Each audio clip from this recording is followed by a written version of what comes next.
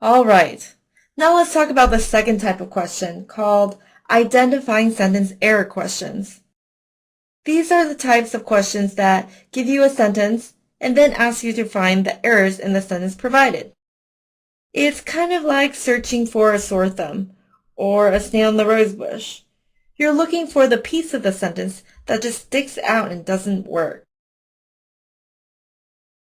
You're going to have 18 questions of this type on the SAT.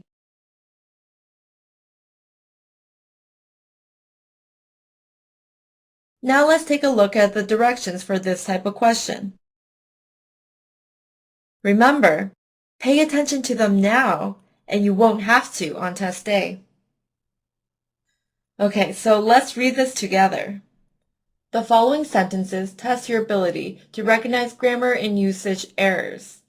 Each sentence contains either a single error or no error at all.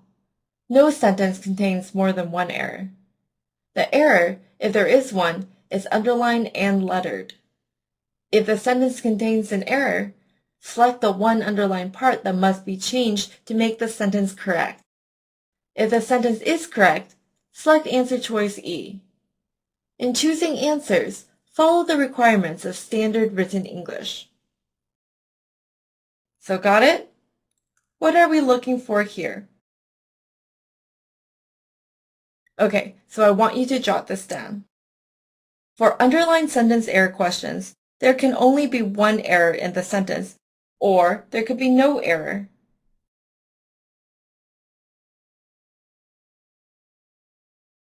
And the only portions of the sentence that can have an error are the underlined portions.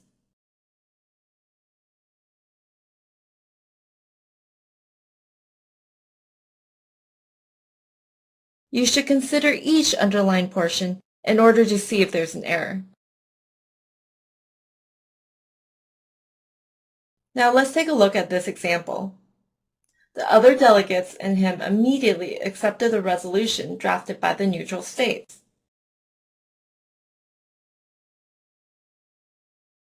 The sentence portion underlined by answer choice B has an error. The word him should actually be he. It should read, the other delegates and he immediately accepted the resolution drafted by the neutral states. Therefore, answer choice B is the correct answer. That was an example of a pronoun error. And if you don't get it yet, don't worry, because we're going to go over pronoun errors in writing 3.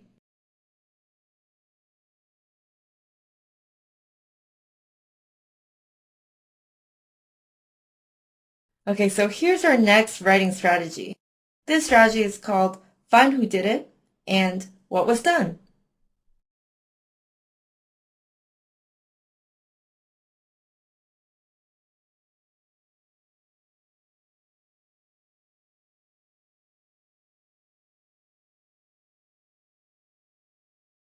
So, SAT fun fact.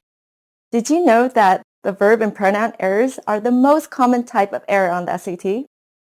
Well, so always check the verb and pronouns first. Find the verb and the pronoun in the sentence and make sure that they agree with the subject.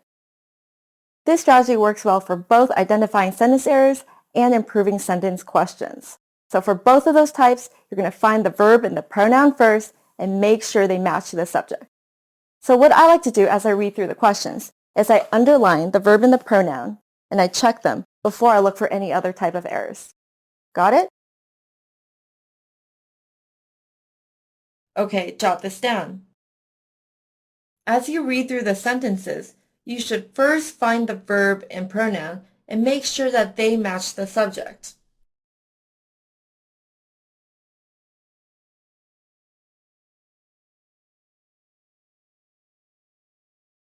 I want you to zero in on them like a fat kid zeroes in on cake. Those verb and pronouns don't stand a chance.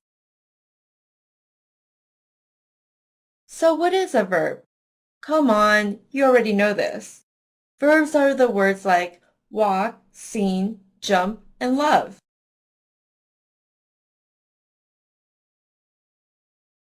And pronouns? Well, as you already know, These are the words like she, he, they, her.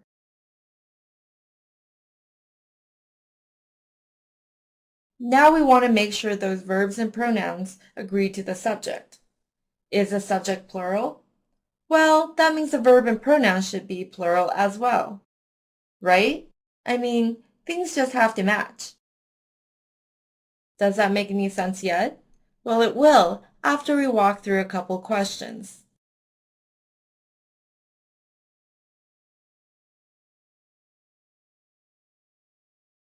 I'll give you a minute to work on this one.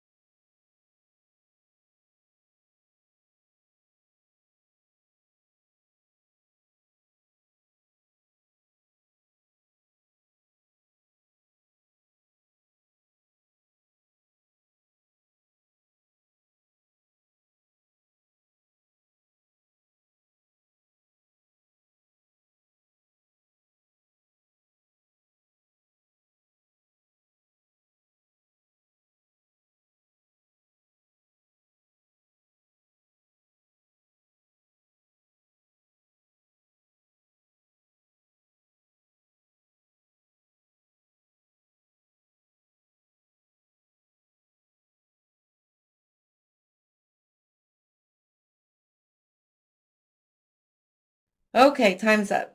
Let's go over the question together. The question reads, Stanford T. Lewis is a master chess player who, like a predator on the prowl, has mastered the art of capitalizing on the mistakes and weakness of their opponent in a game. Here, I have highlighted the verbs in yellow and the pronouns in blue. And the subject of the sentence is Stanford T. Lewis. That means that the subject is singular. It is, after all, just one man.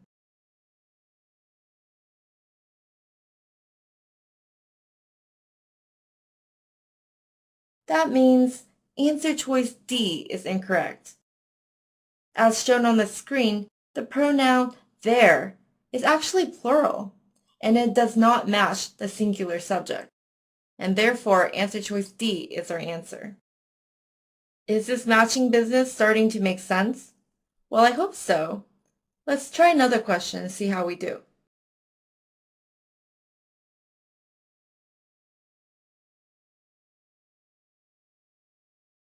Take a minute and work through this one.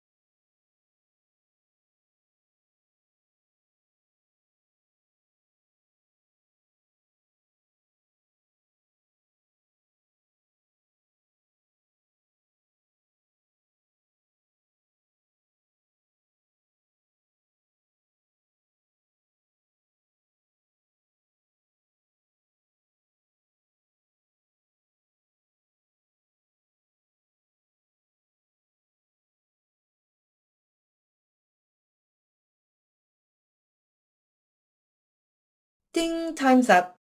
Okay, let's go over the question.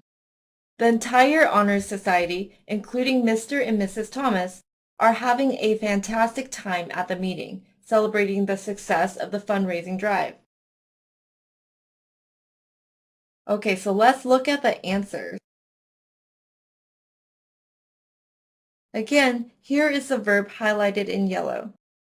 And the subject here is the entire Honors Society. There are no pronouns here in this sentence. So does the verb are match the subject of the entire Honor Society? Let's see here. Honor Society is actually a singular subject. There's only one Honor Society. So remember, Whenever you're talking about a group of people or things, it is still just one group. So even when you're talking about a team of rugby players, or a dozen Krispy Kreme donuts, or even a horde of screaming Justin Bieber fans, these are all still just singular subjects. A group of things is still just one group.